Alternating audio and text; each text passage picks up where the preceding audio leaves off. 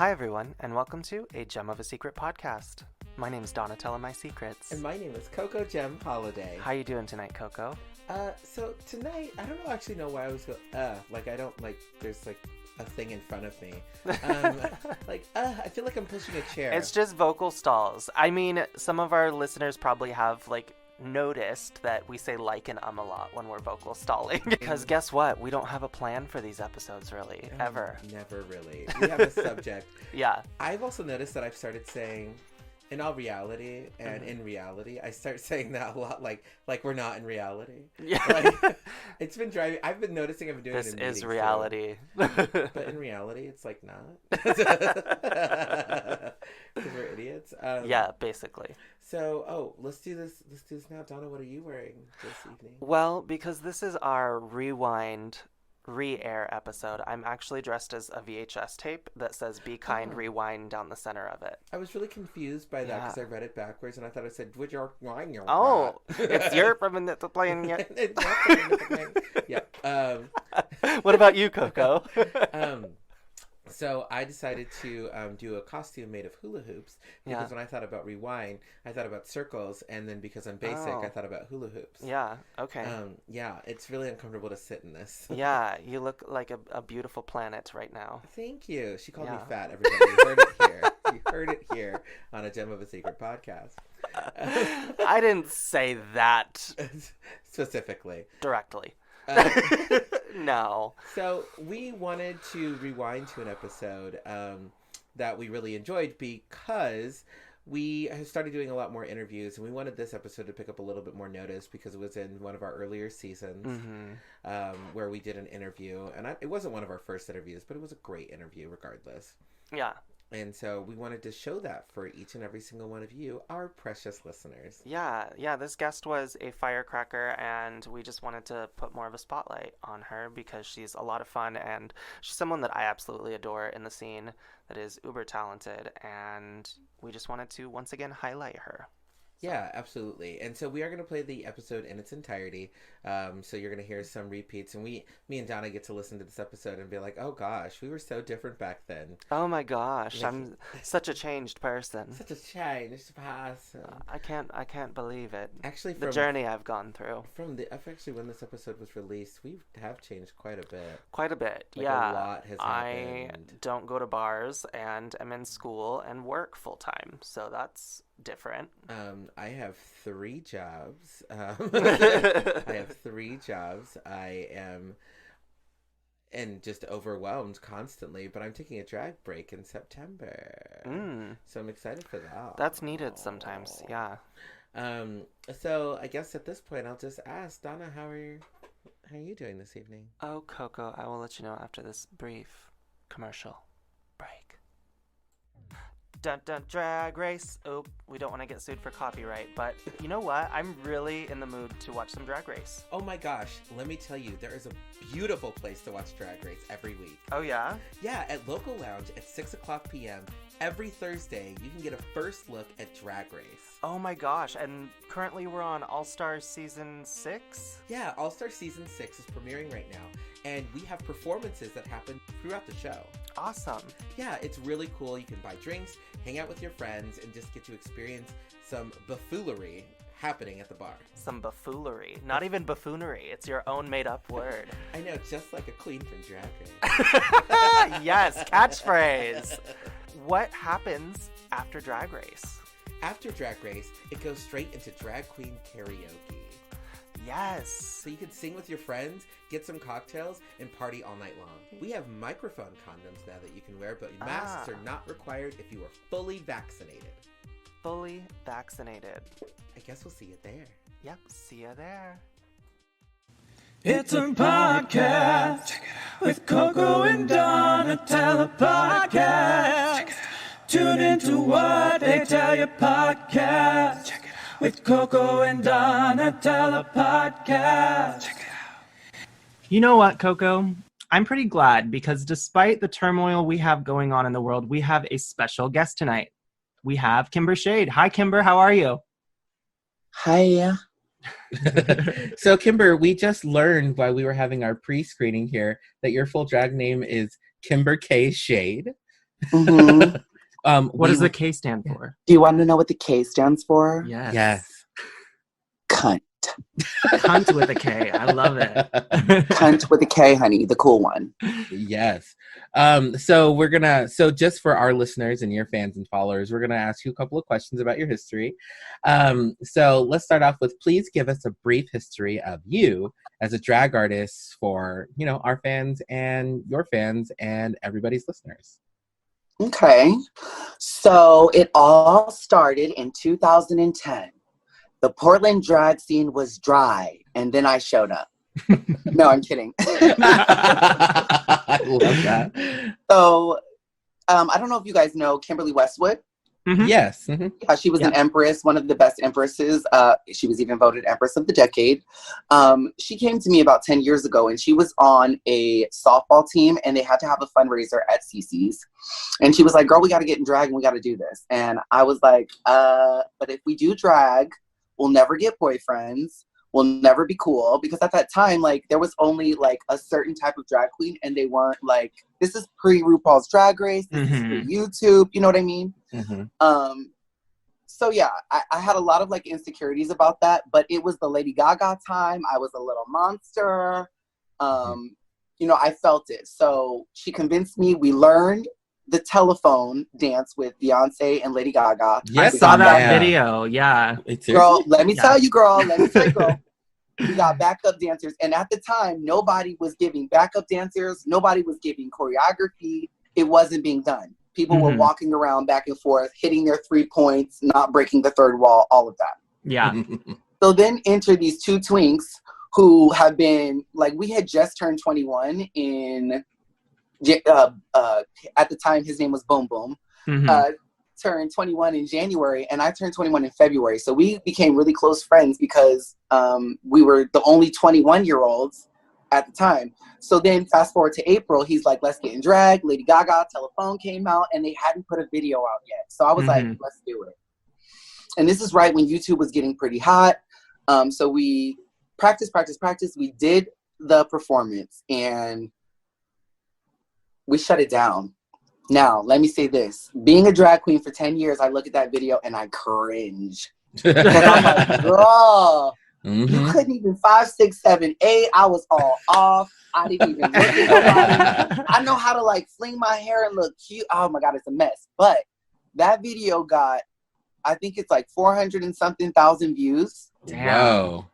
That's what started, in my opinion, the breath of the new generation of Portland. Yeah. We had Queen Jinx Monsoon is from here, but she also faced bullying and she faced a lot of hard times here. And so she left and didn't even claim Portland. Yeah. Right? Yeah. Right. So I believe that video kind of made it okay in a way for boys like me who were feminine, known to be a drag queen and to really express themselves in the way that they wanted to. So me and Kim Chi at the time, now she's Kimberly Westwood, were drag queens. And then after us popped up all of the new scene. And if you notice, there's an age gap. So there's me and Kimberly Westwood, and then there's nobody really in between us and the 40-year-olds. And that's because of that. They wasn't cool to be a drag queen. Yeah. So that was the story then. That was 10 years ago. Over the time, I put in a lot of work. For me, I like to, I'm positive about everything that I do, right? So I think about the silver lining, but I'm not going to lie. It was hard growing up as a drag queen in Portland and being Black, because there's only a certain amount of jobs for a Black girl here, and we have a certain amount of Black girls here, right? So being the new girl coming in, I faced a lot of hatred. It's also because we did break through. Like, we did something that the other girls weren't able to. We went viral, and nobody else did that around here. So you got to think about that animosity going into the bar too. And then if you know me and Kimberly Westwood, we don't give a fuck what anybody else thinks. Yeah. So you put that in Passive Portland, and then it's like, yeah, I saw that video and it was a fabulous debut. So yeah, thank you so much. Yeah. I've had even crazier times. Adore Delano came here during Gay Pride one time, and I climbed on stage and made out with her in drag. Yeah, it was a whole moment. Like, she actually pulled us up on stage, which we couldn't believe because it was like 1,000 people there. She pulled us up on stage, and my friend was like, "What do we do?" I was like, "We fucking dance!" Like, hello, like, what else do you think we do? And then it's a part in the song where she pulls somebody else up and she makes out with them. And being Kimber cunt like I am, I walked up and pushed the guy that she was making out with, and I kai-kai'd with her on stage. Nice. You got to get it done, honey. Don't let nobody stop you from your dream, okay? I dig that. I love that. I love that so much. So then fast forward, my drag daughter, Flawless, came onto the scene. And for me, as a drag mother, I like to be a producer, and I like to give. That's who I am. So it's not about being on stage for me, but if I can spark that in somebody else and I can make them kind of be the vessel and speak what I want, not what I want, but like speak for themselves, I love that more than me being on stage. So Flawless Shade, she walked in. I was hosting at Silverado's for Halloween, and she walked in, and Flawless, she's very, very tall, and she had on a shake and go blonde wig that was all wet, and it might have been wet, but it looked like all wet. Right. She was with her friend, and I had a costume contest, and I was like, "Get up here!" And her friend, we call them Banshee Queens. Do y'all know what that is? Yeah. The Ratchet Girls. We love the Ratchet Girls. I'm a Ratchet. So they got up there and they acted like they owned the room. They did not win the costume contest. But afterwards, I went up to Flawless and I was like, "Whatever you need, if you're serious about this, whatever you need, I will give it to you." That night, I got off of work at like 2:30 in the morning. That night, I went over to Flawless's house and I painted her face, and I gave her half of my makeup, and I said, "I know that you're going to be somebody amazing. If you put the energy and the effort into this, you're going to be somebody amazing." I gave her the tools. She put in the work. Flawless did not stop until she became the best at what she does, and I had a part in that. You know what I mean? So that means more to me than me doing it and me being on the stage, because that to me sometimes is selfish. But when I can look and say, I helped that girl do it, that makes me feel really like I'm here and I have a legacy, you know? Dang. You are your own legacy. Don't even sell yourself short. And the sad thing is, and let me just admit this for our listeners, I met Kimber because of some BS racist crap that was happening in the community. And then there was just this person named Kimber who showed up being vocal and correct and being honest and whatever. And that's the first time I talked to Kimber. Now, I met Kimber when Flawless was going to adopt a drag baby at Flawless's show called Legacy. And then like I passed this person who just looks stunning. And I was like, you must be Flawless's drag mom. And she's like, yeah, girl. And she like flipped her hair at me. I'm like, who is this girl? I was like, outside of the fact that she's stunning, I was like, I'm too intimidated to talk to her. I was like, I will meet her later. Well, ditto, because the only thing that I knew about you was you was on Camp Wanakiki. And I was like, oh shit, I didn't even know about Camp Wanakiki. They didn't call me, girl. But then you have this presence, and I think Donatella, you were there that night as well. I don't know if you were a special guest or whatever. I love drag, and I'm that banshee girl that's in the back using my siren to scream for you girls. And I love the fact that you guys are so powerful. You came in and you had a viewpoint, and I still remember your first performances there at Legacy. So big ups to you all. Thank you. Yeah. Thank you. So let me ask my second question. It's just real quick. Like, let's do, what venues do you support the most or like performing in? Yeah, past and present. Yeah. I really enjoy any venues that support me. So I'm a creative thinker. I've always been a creative problem solver. I've won awards for that, national awards. And so any bar that can come to me with a problem and say, solve it, I'll do it. So one of my favorite bars ever, always will be Silverado's. The reason being is because during my sweetheart year, I went into them and I was like, I want to win. And so I'm the sweetheart 27. And when I put my name in for the application, I almost didn't even make it through. Nobody believed in me, and it came down to one vote. And I had never done a pageant before, and people just didn't think that I was capable of raising money. And And of course, I came through and swept their asses. But that's beside the point. That's beside the point. If I'm ever in something bad on her, I will always tell you that, or else you're gonna lose your money. When I was a Sweetheart, they were the only bar to like really like take the manager came aside and was like, okay, I see that you're running. If you come in here every night, I will support you. And then if during your year, if you'll just like have an event here, I'll support you. And Dang. that was it wasn't the only venue, because I did have some contacts at CC's, like Bolivia. But it wasn't like Bolivia is an entity inside of CC's. It wasn't CC's itself, right? Sure. Silverado's itself said Kimber is our queen. Dang. And it takes a lot for a bar to stake a Black girl, and they did it. Yeah. And I won. And then so after I won, I had Kimber's Power Hour. It might sound familiar to you. It was a Friday party that happened from 9 until 11. And it was kind of like a pre-funk to everything that was going on. I wanted people to come to my show. The Queens did one number. It was their power number. No ballads. Okay. No ballads. They showed out, and then they got to take their friends and their crowd to whatever bar that they wanted to go. So it was my way of like not only raising money for the community, but bringing the community back together, because everybody thinks we're cliques, and then dispersing them about. So it was a really great moment. That's a really good format for a show too. I want to give you props there. Thank you. It lasted for 11 months. We raised $1,000 each show, so that was $11,000. Silverado's also matched the door cover, which got donated. So that's also like, they took care of me, and they made sure that they made a statement with the Sweethearts as well. So I just absolutely love that. And not only that, I was a Sweetheart 5 years ago, and I can walk in there and they still respect me as that person that, was loyal. I have to put in there that this is around this time when I became the Sweetheart was also when Stag opened, and nobody was like really going to Silverado's anymore. So to do an event, raise that much money, it was a powerful moment, and loved it. So Silverado's, love them. Of course I love CC's, because I mean, that's just where drag ends and begins, right? In Portland. The former Embers, there were many times when I was so broke that I had to pay my light bill, and I would go and beg the hostess to let me perform, and they would be like, okay, but you got to do 6 numbers.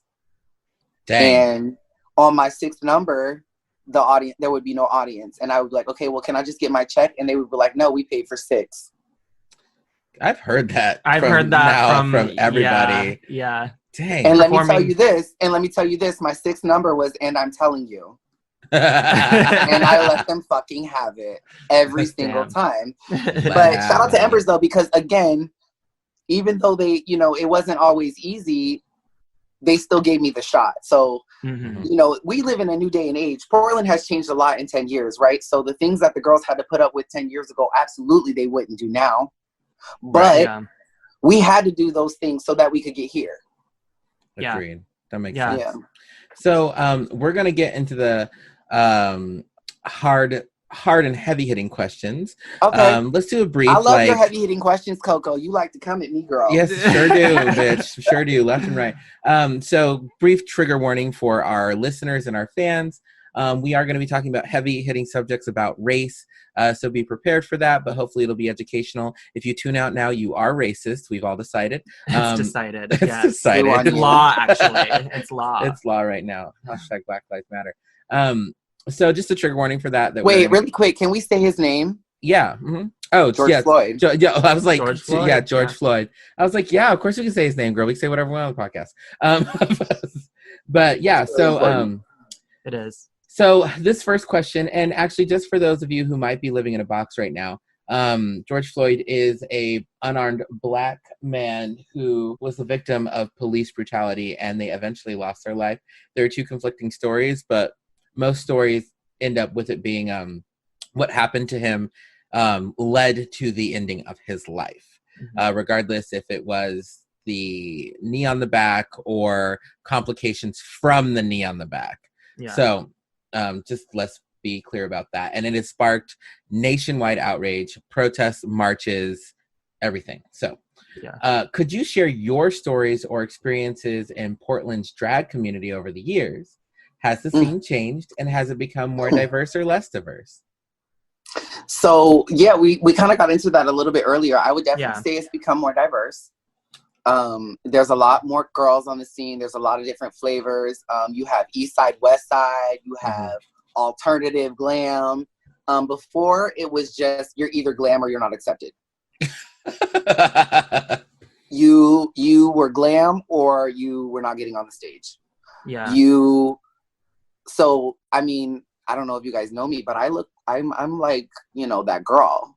And I would fight with every show host about wearing tights because I'm like, look at these fucking legs. Like, you're not about to tell me to put on some goddamn tights. Like, and so I would get the nude color fishnets.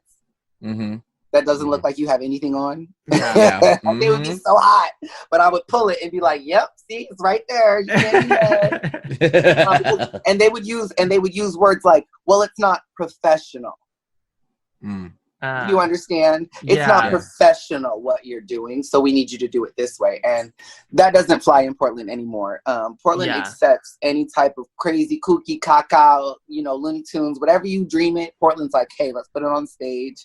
Let's give them all a chance, which also kind of has an adverse effect on, you know, the culture. It does. You know what I mean? And no disrespect to anybody that wants to be a drag queen. We love you. But, you know, there's a place and a time, and there's people that are paying in the audience to see entertainment, right? So you gotta, if you're not ready to entertain, which means you're gonna break through the third wall, you're gonna look people in the face, you're gonna know your words, you're gonna dance a little bit. You know what I mean? Like, you're gonna have gowns, outfits. These are things that it's not a hit. Like, you can have alternative drag and wear garbage. Yeah. But it's got to be put together. You can wear garbage well. Yeah. Right. And I literally, I don't mean like what you're wearing is garbage. I literally mean you can wear trash out of the garbage and make it look good. Exactly. Yeah. It's all about how you style things. It's about your eye for fashion. And it's not really even about having resources. It's about being smart with your drag. Right. Even if you don't have all of the money in the world to build up this big costumery, you know? Absolutely. Absolutely. And, you know, look at me. I got my background right here. I'm a crafty queen. I'll take some shit and make it. You know what I mean? And I think that Portland is more accepting now. They're more like open now that we've seen queens like Evie. Evie, yeah, Evie. But well, now we're back to glamour with Jada Essence Hall. But before that, we had Evie and then Sharon Needles. All of those things. Portland has always been weird, but it wasn't okay. And then when you had those kind of icons that did it, it made it like, okay, great. Now we're going to be more accepting of these kind of crazy queens. And that's when you had the resurgence of Blow Pony and the East Side events where it was like super, super different. Right. Right. So we've noticed you being very vocal online in regards to what happened with George Floyd, as we just mentioned him right before this segment. What is driving you or pushing you to be so vocal? Do you feel like you're making a difference outside of the obvious goals? What are you hoping to accomplish on a local level? I would say go back and check the record. I've been this vocal for 10 years. Look at my Facebook. I've been saying things. I've been speaking out. I've been calling people out. I've been calling establishments out. Yeah. Before 2 weeks ago, before George Floyd, I was looked at as problematic. Now you're looking at me as the person who with the light and the voice. So, you know, really quickly, actually, it's funny how people keep talking about how like you've become like such a community leader. And I'm like, because I have seen your posts, especially ever since everything happened, you know, a few months ago between, you know, the action.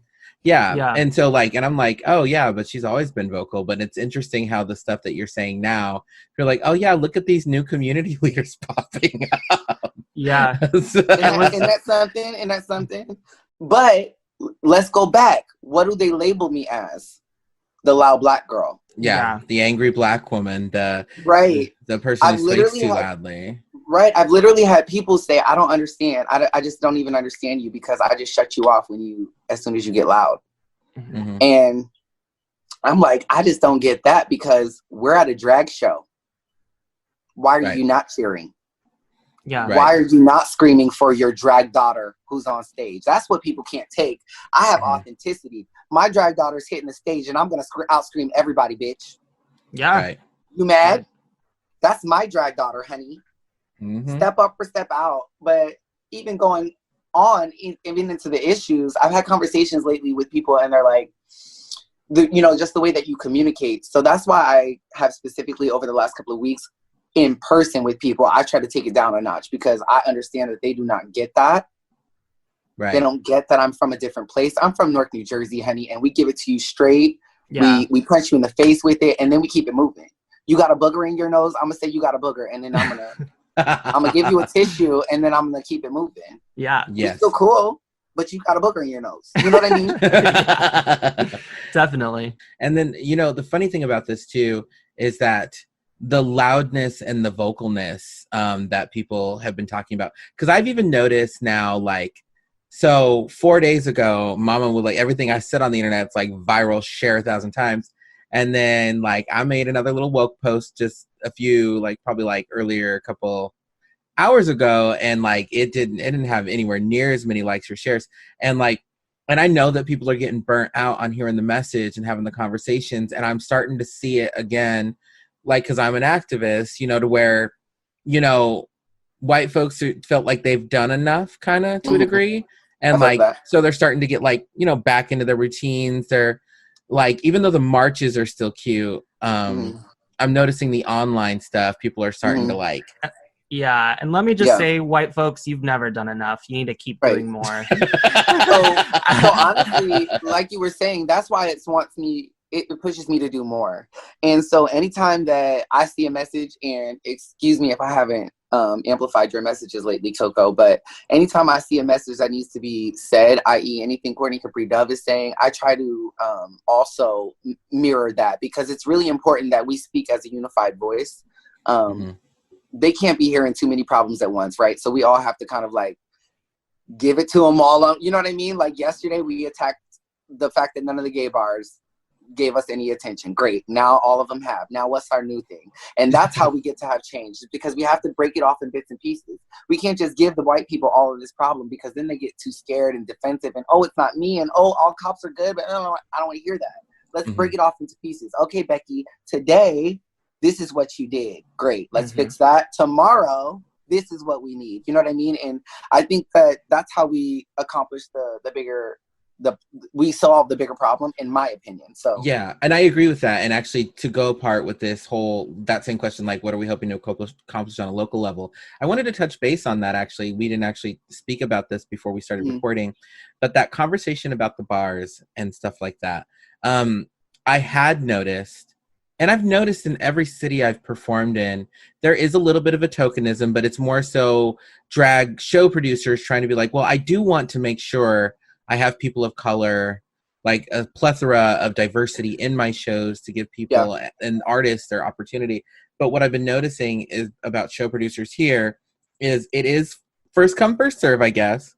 People gotta ask for the gigs and like they get booked out and whatever. And like, I don't see that favoritism, but I guess I'll go ahead and out myself here by saying I'd actually like to see a little bit more favoritism. Like first come, first serve is great, especially if it's like first come, first serve with people who've been doing it for a few years. Right. But maybe reserve that spot, like Coco, ask me why people. I don't do shows here. Excuse me. Kimber K Shade. Why don't you do shows here? Yeah, let me remind you, this K stands for cunt. I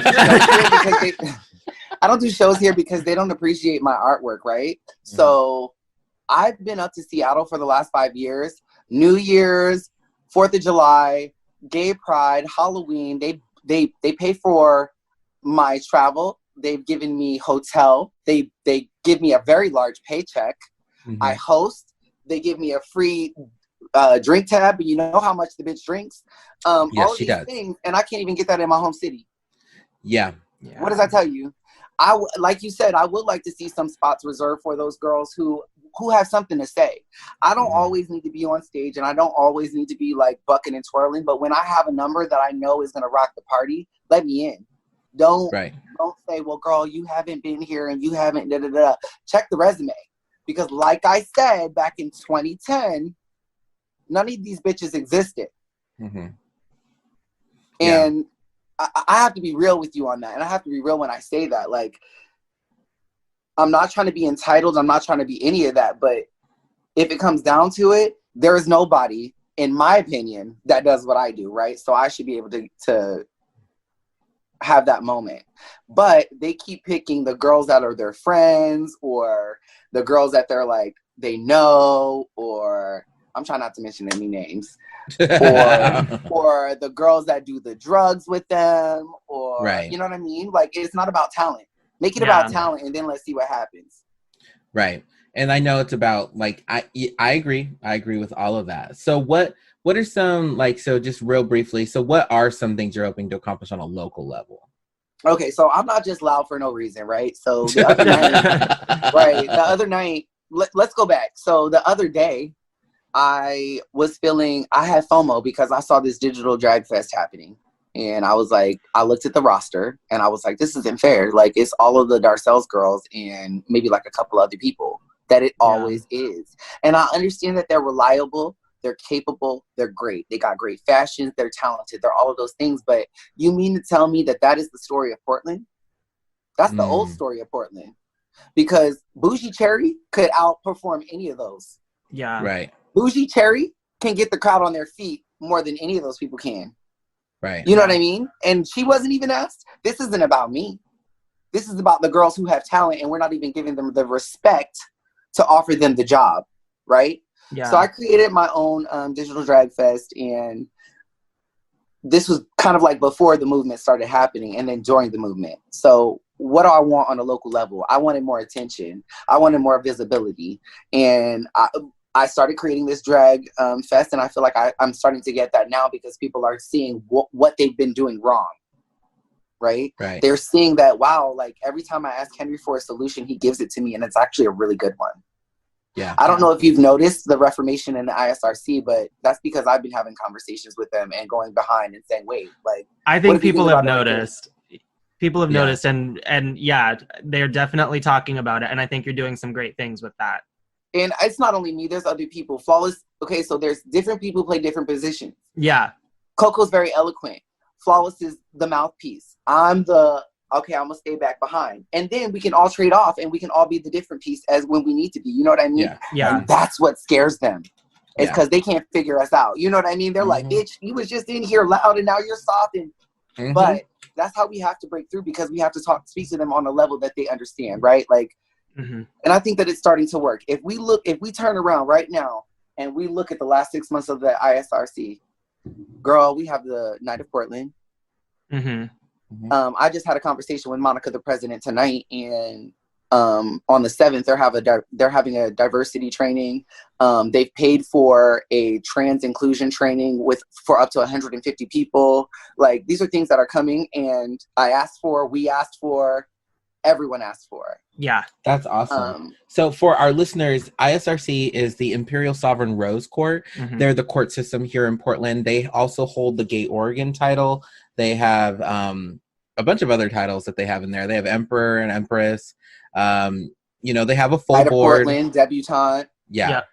So a bunch of titles that people have to run for and they raise money for and things like that. So these are some huge titles. I know in other states, their court systems don't usually have those titles. Like, usually it's a separate organization that runs those pageants. But so this organization has these, like, obviously statewide titles. And they've had some problematic behaviors over the last few months. And so what me and Kimber and Donatella are talking about right now is some of the reforms that are happening that we've pushed in meetings that we've attended virtually, trying to have these dialogues with these people about, making changes. And I've seen some success. I've seen some pushback. I've seen some hurt feelings. I've seen some slander, and I've seen some praise across the board. And Kimber has done a great job, because I've listened in on the meetings, and sometimes I don't even talk. Like, I actually was at the last meeting, not the one recently, but the one before last. And yeah, I just listened pretty much the entire time. And I remember Kimber came on and just asked some really hard, direct questions that she expected answers on. And I was like, girl, I hit them with the mission and the vision statement. And you know why I did that, Coco? It's because of you. I'm gonna say it again. You have this eloquent way of speaking, and I noticed that at that first meeting. That changed my whole world.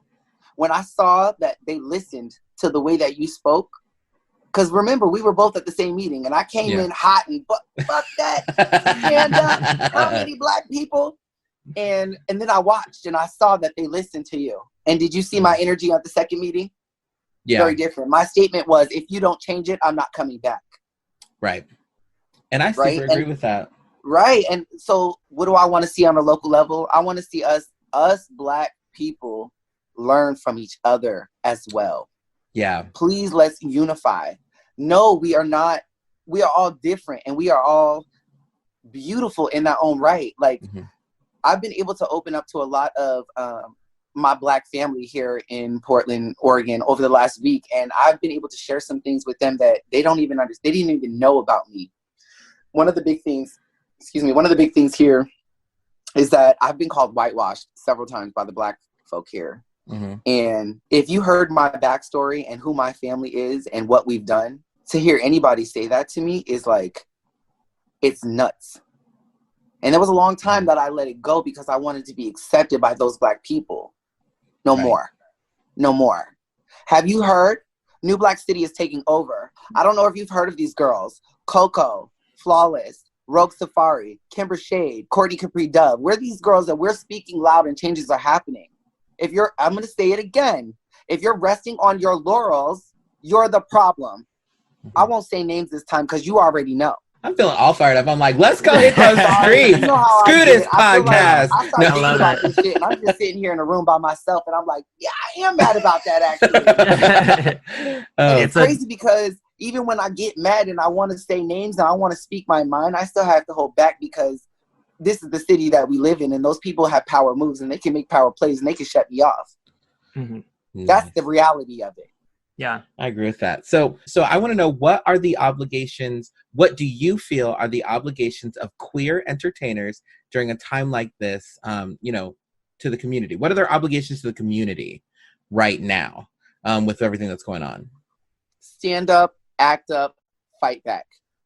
If you're doing anything else, you're taking up space. Being a drag queen is not about looking pretty and having the best fashions. Being a drag queen is about making a statement and taking up for the underdog. Definitely. So if you're not doing that and all you're doing is TikTok videos, you're the problem. Yeah. You're the problem. Social media right now is hot, and we can take advantage of this, and we can change the world. And if you're too busy about your lip gloss, even though I have lip gloss on right now, if you're too busy about your lip gloss and looking cute on a lip sync, you're the problem. So step aside, sis, and let the new girls take over. Agreed. I agree with that. Like, I want to beat my mug and go march in these streets. Like, right? So empowered. It's very, I don't know, you just have a really great energy that helps energize people during a time like this. Yeah, I do feel very energized by your words, and I have been feeling energized by what you said online, what I've heard you say in these meetings, and like even watching your live. Kimber had some great live, showing the peaceful protests and whatever. Yeah. And I say peaceful protest not in the sense that I think that rioting is necessarily horrible. It's just the protest was peaceful. Like, so I'm just going to say it like it is. Yeah. And I also agree. I made that very clear in my lives. If you're caring more about the buildings than lives, then you're the problem. But also, it's really important. Watch what the media is showing you. They're only showing you the flashbangs and the fireworks. Yeah. What about the people? What about the thousands of people that are laying down on a bridge in solidarity? Right. Agreed. Honestly, there's a lot of videos just on social media platforms alone that are contradicting everything that the mainstream media is putting out there. So I have a background in journalism, and this is one of the only time, this is a new time in history where this is actually happening, where what we trust as journalism is actually getting trumped by the people. Yeah. Yeah. Yeah. Agreed. So, can you edit that out? Don't let me say trumped. Yes, we can edit it out. Beep it out. Yes, we will beep it out. We will beep it out. So since we're at our time, what is just like some quick phrase or whatever, or something that you would like to say, just a closing out for your friends, fans, followers, and our listeners about Kimber Shade? Really quick, pressure makes diamonds. When they don't let you through the door, build your own and you'll be fine. Dang, yes. So go ahead and tell all the fans your social medias to where they can find you and follow you. Yeah. Oh my God, girl. I just became a licensed makeup artist and esthetician. You can find me at Made Up by Henry on Instagram, Henry Felton on Facebook, and if you're nasty, House of Plastic on Twitter. Sweet. Well, thank you for being our guest on this episode, Kimber. We really did enjoy. Let me just say this. Thank you so much for having a platform that speaks. You guys are doing the work. Appreciate it. Thank you. It's really kind. It's important during this time that we use it to talk about the important things. And, you know, having you on here is definitely what we needed for this week. And Coco, I see you. My drag family versus yours. Whenever you're ready, let's go. F and do it, bitch. I'm ready. Yeah. So thank you so much for coming on today. This has been absolutely fantastic. Since this is going to be the end of our video, so Donna, where can they find us? You can find us at a gemofasecretpodcast.com. That's a gemofasecretpodcast.com for exclusive content. Yeah, so I'm Coco Gem Holiday. And I'm Donatella My Secrets. Thanks, everybody. This has been another episode of A Gem of a Secret podcast. The hosts of A Gem of a Secret podcast are Donatella My Secrets and Coco Gem Holiday. You may follow Donatella My Secrets at Donatella_My Secrets on Instagram. You may follow Coco Gem Holiday at Coco Gem Holiday on Instagram. Original music by Touche Douche and Party Favors. You can follow them respectively at The Touche Douche and at Party Favors Music on Instagram. For more exclusive content, visit www.agemofasecretpodcast.com. That is AJEM of a secret podcast.com. Be sure to tune in every week on Thursday for a new episode wherever you listen to podcasts. If you have any comments or questions, email us at agemofasecretpod@gmail.com. Please don't forget to like, rate, and subscribe. Until next time, goodbye.